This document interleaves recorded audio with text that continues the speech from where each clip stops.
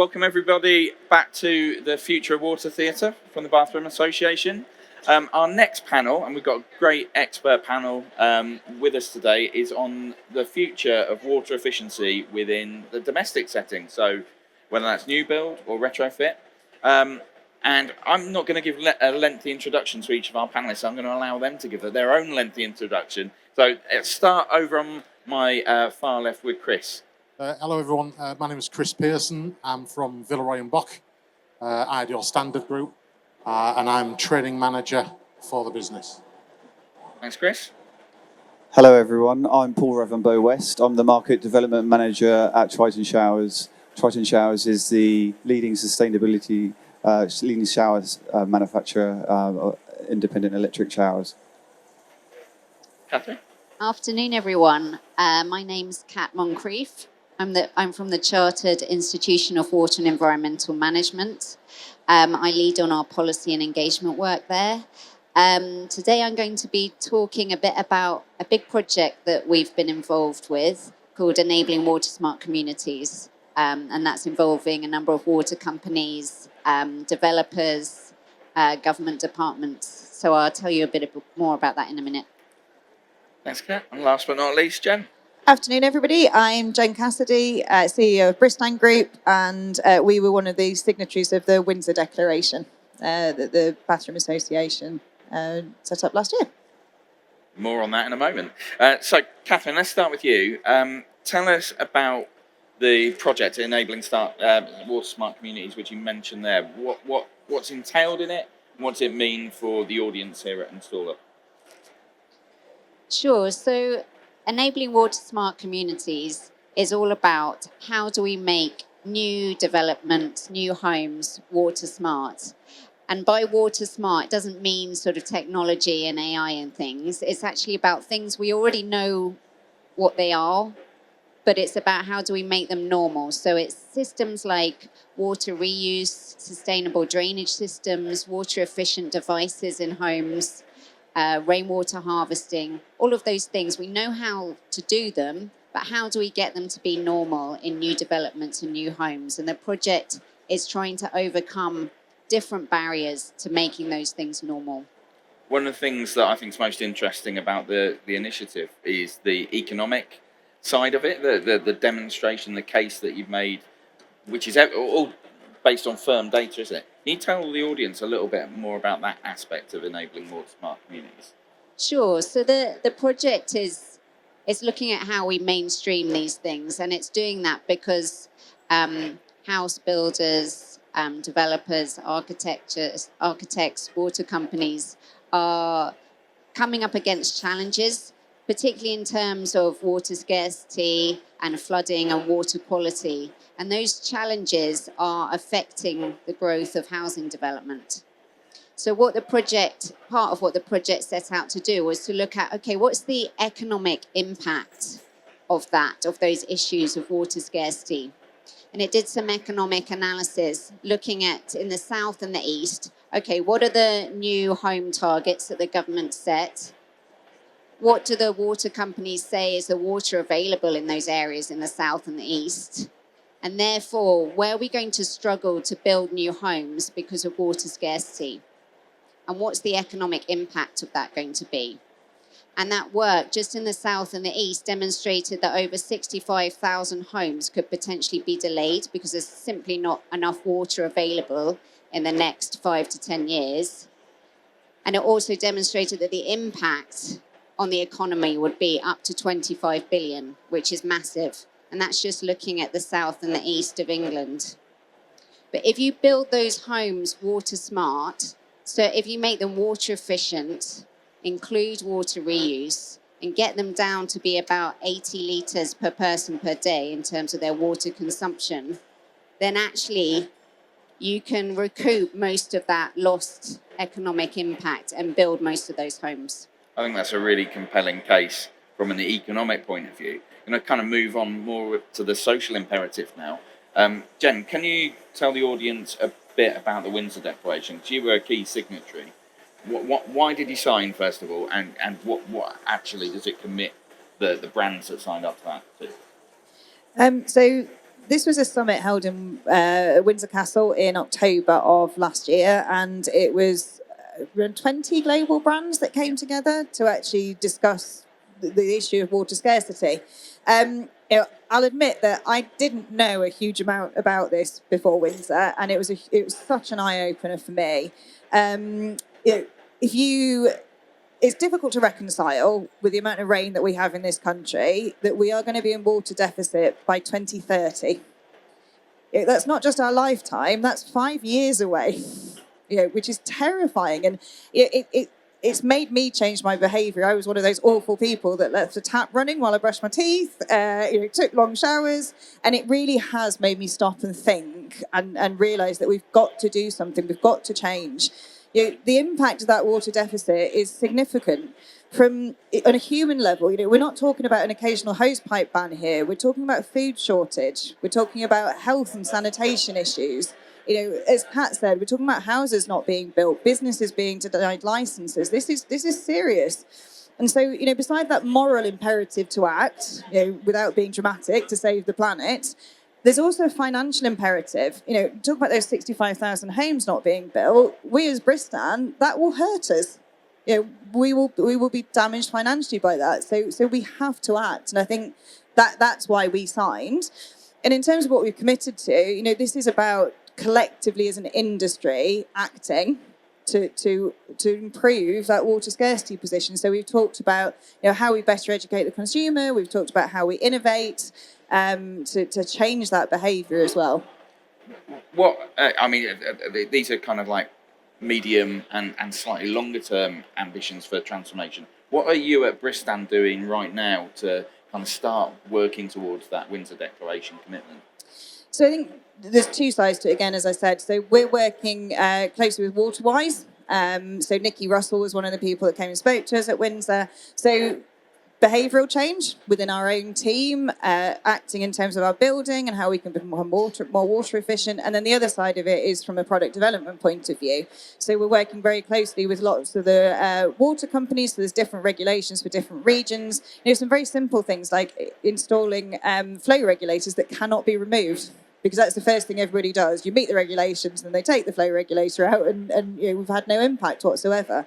You talk from a sanitation point of view, how we bring infrared technology out of the commercial world into the residential world. And really for us, everything, sustainability in general is a key part of our product roadmap.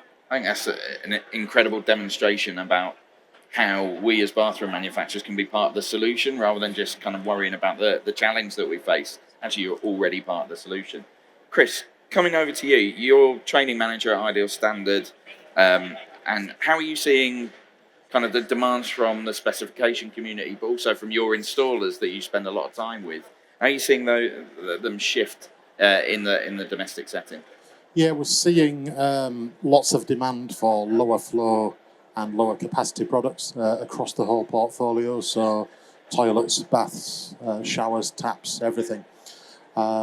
A lot of in the specification of the new build is being driven a lot by environmental discount schemes. So driven by water authorities requesting lower water usage than the building guidelines. So building regulations are asking for 125 litres per person per day. Environmental discount schemes are wanting as low as 90, 100. It's doable. Like everyone said, adding different regulators and things like that into products, it's quite easy to do. I think the concern is, like you alluded to yourself, if the customer's experience isn't what they want or their expectation from the product, the danger is that they take out regulators or they take the product out in its entirety before its end of life span and replace it with something that is less water efficient, and therefore you've done everything for no reason, really. Well, you spend a lot of time, as I said, with installers. What do you think that brands like Ideal Standard can do in terms of communicating to the installers that they're a crucial part of reducing domestic water demand? So we work closely with groups like CIPHE, and we do training to installers at a very early stage. So we have education for colleges to incorporate the importance of water saving right from the outset as an early new plumber. But we're also changing our products. We have a lot of information on our professional portals, giving people access to flow data and showing that we're reducing. We've recently changed tap regulation down from 5 litres to 3.8 litres, and that's been widely publicised. So as people are aware of the changes that we're making. Paul, coming to you next. Kat mentioned the term water smart. What to you is a water smart home? Yeah, I think the important, we as Triton Showers, we understand the important part we play in water efficiency, and we've, just to put in context, in terms of total household energy consumption, 36% is due to hot water energy. So we realise that using hot water has a significant part to play in the overall design of new properties. And now there's a really strong connection, which I'm really pleased over the years. We've brought the connection between water usage, hot water energy and carbon emissions. And obviously all of those impact us as consumers, reducing household utility bills. Now, what we've been doing recently at Triton Showers is we've been basically connecting technologies. So smart can mean many things, IoT, AI, for example. But what we're doing is we're using wastewater heat recovery systems. So we're extracting otherwise wasted energy from the shower waste. So typically when you have a shower, it's 40 degrees Celsius. And what typically in a shower scenario is you're wasting 35 degrees going down the shower drain. Now, a wastewater heat recovery system extracts that heat in the form of a heat exchanger and heats the incoming temperature of the water supplied to a mixer shower, or in our case, an electric shower. And that can have significant implications or advantages in designing more sustainable products. We can reduce water efficiency by 44%, we can reduce energy by 51%, and reduce carbon emissions by 37%. So all of those in collaboration with behavioural nudges, taking shorter showers, technology can help. We can all play, collectively we can make a significant difference and be smarter about the way that we offer solutions going forward, particularly in showering, being such a huge use of water consumption in the home. Are you seeing in new builds specifically more interest in electric showering? Because it was, I think, in the past regarded very much as a if I have to, rather than something that was desirable. Yeah, I think really importantly, I think in new build, energy efficiency unfortunately is kind of seen as more important than water efficiency, and it's a real shame because as I said, there's a connection there. It's a direct correlation between water usage and energy consumption. Now, what we do as a manufacturer, we have to fight very hard to get our product technology recognised through something called SAP, Standard Assessment Procedure. And we work with government, we work with DESNZ to really validate and show the energy savings foremost. So energy takes the lead, but we also understand with showering that we can work with Part L compliance, which is energy conservation or energy reduction, but also Part G, and making sure with these water smart communities that by using less water we have a responsibility, and we can actually prove through the water calculator. We can prove to get to the sub 100 litres per person per day. In excess, we've proven that we can get down to 80 litres per person per day. So I think it's critical for opening up those planning applications, which have been stopped over the years. So yeah, it's yeah. You've just given me a really excellent segue into my next question to Kat, which was going to be about planning but also that helicopter view that you have over policy at large. What best practice are you seeing at the moment? I'll go with this one. Well, I think in terms of policy, that's yet to come really. But we are seeing some really good practice in certain places in the country in terms of planning and also specific developments as well. There's not that many, but we are seeing more and more. So there are some, we've actually, as part of the project, got a database that's just gone live on our website, which shows water smart homes. So it's a kind of case study database of water smart homes. And that's a really nice tool, actually, to see the kind of art of the possible. And there's some in there from London, so it's kind of high-end homes in Holland Park. I think they're using grey water recycling alongside sort of mixed housing in Cambridgeshire. There's a place called Clay Farm with different types of housing, which is also using water reuse. And actually that one in Clay Farm is really interesting because it's not just reusing grey water, it's capturing rainwater in kind of quads or ponds between the apartments. It's Cambridge, they have to have quads.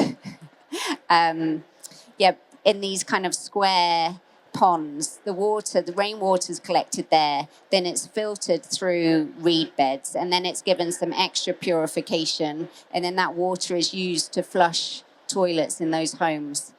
So that's a really nice example of collecting rainwater. So using the water when it does rain, and we have got a lot of water available, using that and then reusing it. I think that's a demonstration of some really interesting, quite cool things happening in this space. I'm going to press you on it, though, because some of those things that you mentioned are perhaps a little bit outside of what regulation allows at the moment. Yeah. How much of an inhibitor to real kind of water smart is the current rule set? Massive, actually. Yeah. So at the moment, it's not possible for the wholesale water companies to supply non-potable water to homes. They have to supply drinking water. That's what the regulations say. And that means if you're trying to do a reuse system at a community level, so it's okay if it's within the house, but if you're doing it at a community level, it's not possible for the water company to bring that water in from outside. And the places where I've mentioned where it has happened, like Clay Farm in Cambridge, it's because it's not been a water company doing the pipe work, if that makes sense. It hasn't been one of the big wholesale water companies. So that's a massive barrier to getting this stuff mainstreamed. The other thing is sustainable drainage systems. So to have those ponds in the quads, like I talked about, to collect rainwater, that's basically a sustainable drainage system because it's using a pond, a natural feature, to collect and store rainwater. You don't have to do that in developments. If you did, then that would open up loads of opportunities to have those ponds and rainwater collection areas in all developments, and then that water would be available for use. So there's a number of barriers in the policy and regulation space. I think that's a real action for us, actually, is to try and break that down, because without that, the tendency for manufacturers will be to just kind of step back from the innovative and do what they know they can take to market. Jen, coming to you, in terms of innovation, how is your kind of range of products evolving to adapt to water scarcity and also the hygiene challenges that you talked about? I think it's those points that I touched on around, we're introducing cold start on all of our taps. So again, to that energy point, so from the overall sustainability point of view, particularly our kitchen taps, looking at the infrared technology, but particularly kind of how we make sure you have to interact with a product to be able to make it work. So it's intentional. And I think, it's around the behavioural, looking at things like visual cues. So how do we get the consumer to understand that the 4-minute shower is up and then take action? And for me, it really is about how we change that consumer behaviour, because I think, as you said, we can make all the water-saving products in the world, but if somebody's still having a 20-minute shower, then we're not going to have the impact that's necessary. I think that's really, it's great in terms of one of the market leaders, the responsibility that you've clearly taken on in order to kind of move this agenda forward. And I think that's something that you see around the show, actually. Yeah. Brands are really taking the lead. Chris, one of the thorny issues around water efficiency in the home is toilet leakage. It's perennially, I talk to water companies about leaky loos. What's Ideal Standard as one of the largest suppliers of toilets to the market doing in this world? So leaky loos are a problem in the UK. Research shows there's around 400 million litres of clean potable drinking water that's wasted. This is largely because the visual warning isn't as visual as it once was. It's quite easy not to see the small dribble down the back of the bowl these days. So installation, commissioning, very, very important. Installers must flush out pipework before making the water connection. That can have a really bad effect on that. Also, the commissioning of it, having the valves in the right orientation, not touching the side of the system, all these little things. Also, adjustment of the flush buttons. If they're not done correctly, they can force a valve open and let it leak. So as a business, we've simplified the adjustment of our push buttons. We've changed material of the internal components, making it a lot more durable. And also, with the Windsor Declaration as well about the bacterial fight, it's a better material from that aspect as well. So yeah, and then ongoing maintenance. These things need to be regularly maintained. It's not just a fit and forget. So again, changes to inlet valves. So you don't have to take any plumbing apart. You don't have to disassemble the toilet to make any maintenance. So top access filters, top access regulators, all fully maintainable and easily accessible for installers and DIYers. Question for the whole panel. I'm just going to let this be a free-for-all now, so just jump in. What would you like to see from perhaps the government in terms of driving this agenda forward? Because as I think Paul was saying, water does often feel a bit like the poor relation to energy. So how do you want to see the dial move on this? I think it starts with education. I think, the smart water meter rollout has been very disappointing. I think 60% of homes have a water meter, and only 10 or 12% actually have a smart water meter. And I think until people, unfortunately, like electric, understand how much water usage they're using. I think there's a study, I think if you ask most people, they say about 20 litres, where in fact it's more like 140, 150 litres per person per day. So I think it starts very much with education, providing those insights. I think with everything, education is key starting point. I think just jump in on that as well. I think we have to make water a cost. And I think that's what changed a lot with energy, isn't it? People know, they see the pound notes ticking up. There was some quite interesting stuff in the press actually around the water meter issue last week. So I'm based in Scotland. We don't have water meters. In fact, our water is paid through our council tax. So there's zero visibility of what it costs us. And the average Scot uses significantly more water than people in England and Wales. And so I think it is about, they need to do something to make it meaningful and drive that behavioural change. Absolutely. And it's an order of magnitude, isn't it? So 30 litres per person per day more north of the border. Yeah. So it's phenomenal. Rising block tariffs, this in terms of pricing, I think is a great innovation. It's being trialled in really small places. What I'd like to see is that rolled out nationally and just become the norm. So, Kat, enabling more smart communities is all about making recommendations to government. What have you kind of said that you think the government should be doing? Well, I think the first one is to change. Is that working? Yeah. The first one is to change those regulations around water supply. So water companies being able to supply non-potable water to homes. I think that's absolutely critical. That will be a game changer.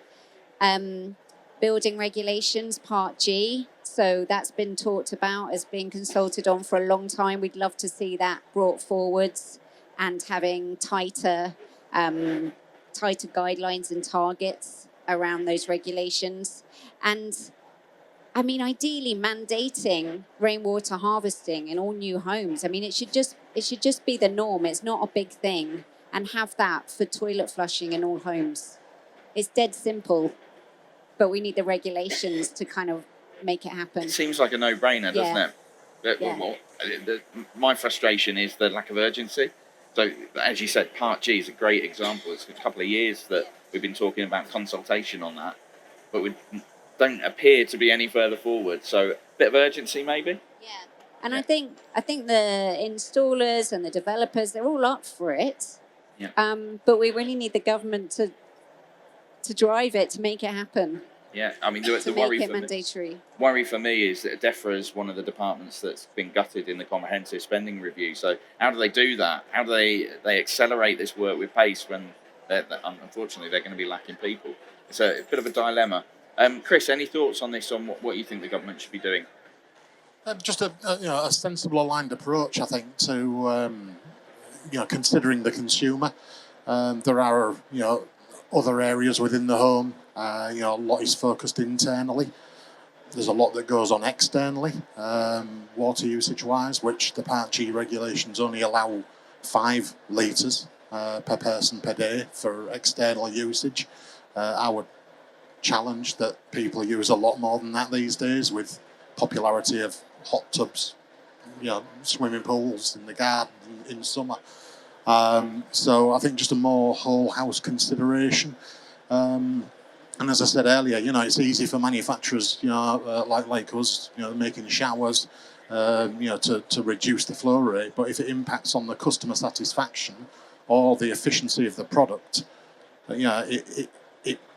if you've got an 8 litre shower, you may wash your hair a lot faster. If you reduce it to 6 litres a minute, are you going to spend longer in there to achieve the same result and therefore end up using more water? So I think a lot of consideration needs to be given to the overall impact of what they're doing in terms of water regulation and restriction on products in the home. One thing we do know that the government is going to do, and we have a time frame on it, is mandatory water efficiency labelling. So the regs are due to be laid in November on that. As a group of panellists, and particularly the manufacturers, how does the government do that well? Because it's only going to be around the corner. Yeah, I mean, it's been long waiting, and pleased to hear that there will be an announcement later on this year. I think for manufacturers it's very difficult because we have hundreds of products that need testing. We need very clear guidance on the level of testing that's involved, whether it's self-certification or third party. And from what I understand, there are about 5 levels at the moment that will all be require businesses and manufacturers like us to use and look at our resources. So yeah. So water labelling, Bristan's been a really long time supporter of the unified water label. You're ahead of the curve because you're now displaying that in all of your marketing literature as well. Well, what would you like to see the government do in terms of promoting the label and helping consumers to understand it? I think it's that education and awareness. I think it's all well and good telling us what we need to do and us labelling products, but if the consumer doesn't understand what that means, how do they make that selection? So I think, again, they need to commit to not making this a tick box exercise. It would be very easy to just put the onus onto us, but it has to, again, drive change. So I would like to see them invest in driving awareness directly with the consumer. I think that link to awareness raising is really important, actually. And I know the Environment Agency are trying to push that and think about that, but they just don't have any money. So I was talking to them about having, a national campaign about water resources. So it's sort of embedded in everyone's consciousness, and perhaps even having it in the national curriculum so kids from a young age understand the water cycle, where their water in their tap comes from, so that when you then introduce something like mandatory water efficiency labelling, it's like, all right, that makes sense, or they're told about it at school. So I think that underpinning awareness raising is absolutely critical, and I'd love to see central government lead on that and put a bit of money towards it. It's not going to cost much. While we're talking money, it's not all doom and gloom. So Ofwat have £100 million in the Water Efficiency Innovation Fund, which is due to be rolled out in the next year or so. How would you like to see that innovation funding directed? I'll come straight back to you first of all, Cam, put you on the spot, because innovation's a strand of enabling water smart communities, isn't it? Yeah, I think, as I just said, really investing in education and starting at a young age, so it's just underpins, it's just embedded in everyone's consciousness. So I would really like to see some of that funding go towards education in schools. Cool. I think Ofwat introduced the water efficiency discount that was really important for house builders to get down to targets that the water companies set. So, for example, in Part G is 125 litres per person per day, 110 litres per person per day in a water-stressed area. Now, the water companies set targets to basically try and encourage more water-efficient sites. I think that was a great initiative, but there needs to be more consistency over each of those efficiency discounts were actually separate per water company. So again, it's very difficult for everyone to navigate. We need a much even more level playing field. So that same information is equally shared and simple. Keep things simple. I've got one final kind of round robin question to put to each of you, and that's what you think the single most overlooked area and opportunity is to improve on water efficiency in the home. Chris, you chomping at the bit there. Go for it. No, it's, I think it's the education to the home owner. I think, as we've all kind of alluded to, there's a misconception as to how much water is actually used. So I think the rollout of smarter meters, so people can, we've got smart meters for gas, we've got it for electric. They're readily available. We don't really have that availability as readily available in water. And I think that awareness of just how much is being used would be an eye-opener for many people. And then, of course,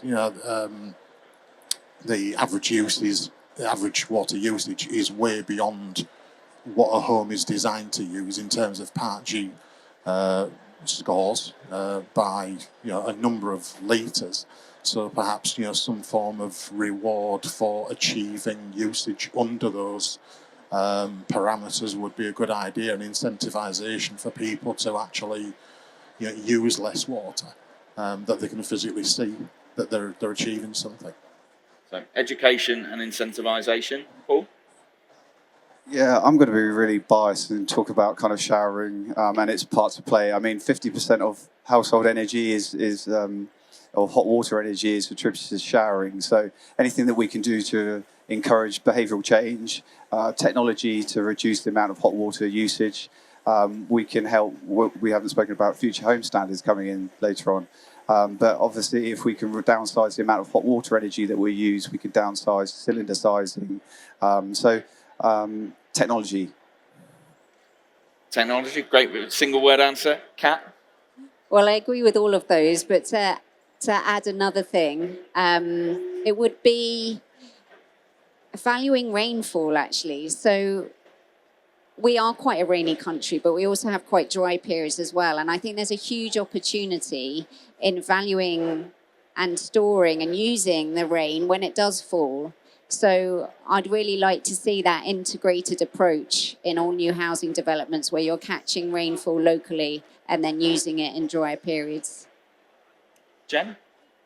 I'm going to go with regulation change. I think allowing recirculating water would have a huge impact.